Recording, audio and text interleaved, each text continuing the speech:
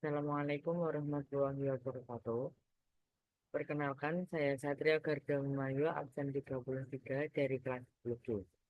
Jadi, pada kesempatan kali ini saya akan membahas kerajaan Singasari. Materi yang saya akan bahas yaitu yang pertama yaitu adalah latar belakang, yang kedua yaitu masa kejayaan, yang ketiga fase kemunduran, dan yang terakhir yaitu bukti peninggalan. Oke, langsung masuk materi yang pertama. Materi yang pertama yaitu latar belakang berdirinya. Kerajaan Singasari didirikan pada tahun 1222 oleh Ken Arok setelah mengalahkan kerajaan Kediri dalam pertempuran di Gandar. Ken Arok mendirikan dinasti Rajasa yang kemudian menjadi penguasa di Singasari. Kerajaan ini berlokasi di Jawa Timur dan menjadi salah satu kerajaan besar sebelum Majapahit. Ken Arok sebelumnya adalah seorang panglima di bawah Tunggul Amedong, Akuwutumaban, yang kemudian dibunuhnya untuk merebut kekuasaan. Setelah itu, ia memperluas wilayahnya dengan mengalahkan Kertajaya, raja terakhir Kediri, sehingga Singasari berdiri sebagai kerajaan yang baru. Ken Arok dikenal sebagai sosok cerdas dan ambisius yang mampu memanfaatkan situasi politik pada saat itu. Dengan dukungan para Brahmana yang tidak puas dengan kepemimpinan Kertajaya, ia berhasil menggalang kekuatan untuk menumbangkan Kediri. Setelah menjadi raja pertama Singasari, Ken Arok berusaha memperkuat kerajaan dengan membangun sistem pemerintahan yang stabil dan memperluas wilayah kekuasaannya. Selain itu, ia juga mengembangkan sistem administrasi yang lebih terstruktur dan mulai memperkenalkan sistem ekonomi berbasis pertanian dan perdagangan untuk meningkatkan kemakmuran kerajaan. Kerajaan ini berlokasi di Jawa Timur dan menjadi salah satu kerajaan besar sebelum Majapahit.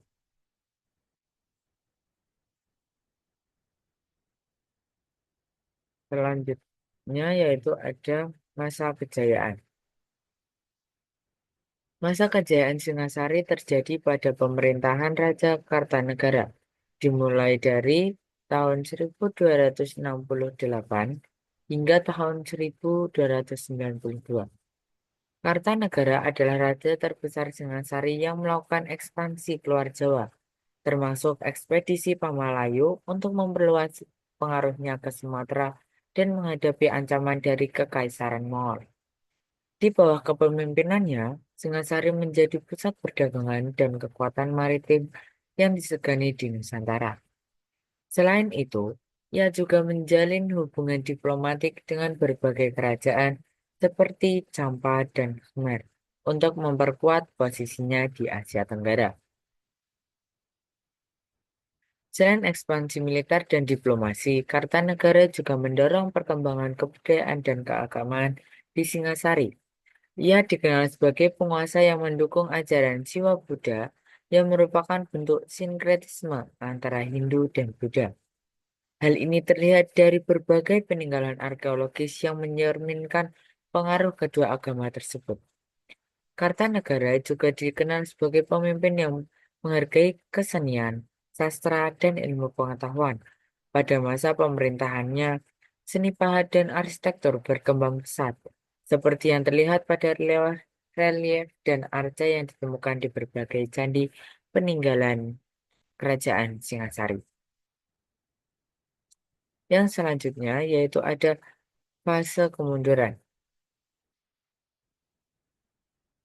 Fase kemunduran kerajaan Singasari dimulai setelah masa kejayaan di bawah pemerintahan Raja Kartanegara sebagai raja yang terakhir di kerajaan Singasari. Kartanegara memiliki ambisi besar untuk memperluas pengaruh kerajaan, terutama terutama dengan mengirimkan ekspedisi Pamalayu ke Sumatera pada tahun 1275 untuk menghadapi ancaman dari kerajaan Melayu yang bersekutu dengan dinasti Yuan di Tiongkok. Namun, kebijakan ini justru membuat pertahanan dalam negeri menjadi lemah karena banyak pasukan terbaik Singasari dikerahkan ke luar pulau.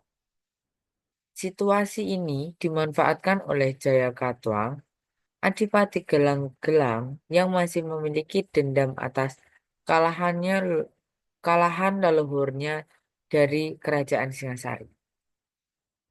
Pada tahun 1292, Jayakatwang melancarkan serangan mendadak ke ibu kota Singasari dan berhasil menewaskan Kartanegara sekaligus mengakhiri kekuasaan dinasti Rajasa.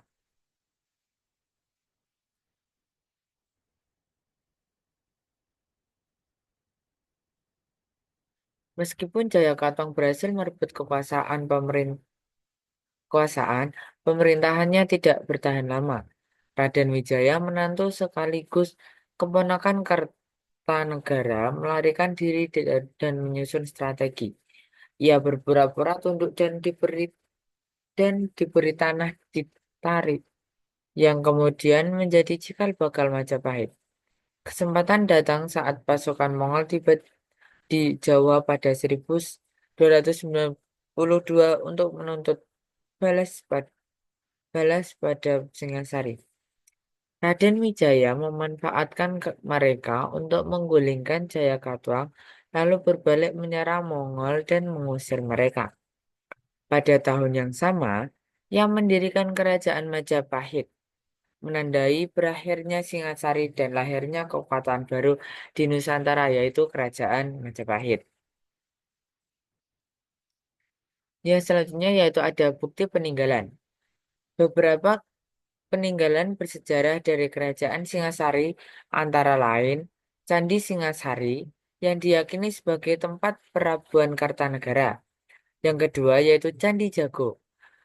Candi Jago merupakan tempat peribadatan yang berkaitan dengan keluarga kerajaan dan memiliki relief yang menggambarkan ajaran Buddha dan Hindu. Bukti yang ketiga yaitu Candi Kidal. Yang Candi Kidal didedikasikan untuk Raja Anusapati, putra Ken Arok yang lebih banyak memusatkan perhatian pada pembangunan keagamaan. Bukti peninggalan yang keempat yaitu ada Arca Jogodolok, yaitu patung Buddha yang dianggap sebagai perwujudan Kertanegara dan memiliki inskripsi yang menggambarkan pemikirannya. Selanjutnya yaitu ada Prasasti Manjusri. Prasasti Manjusri mencatat kejayaan Singasari dalam bidang agama dan kebudayaan, serta menegaskan peran kerajaan dalam menyebarkan ajaran Buddha Tantrayana. Bukti peninggalan yang terakhir yaitu Prasasti Mula Malurung. Prasasti Mula Malurung memberikan informasi penting mengenai sistem pemerintahan dan keturunan raja-raja dari Kerajaan Singasari.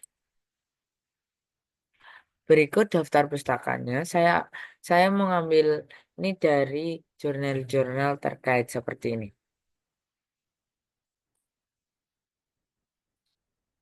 Sekian presentasi dari saya mengenai Kerajaan Singasari. Semoga bermanfaat untuk kedepannya semua. Terima kasih. Wassalamualaikum warahmatullahi wabarakatuh.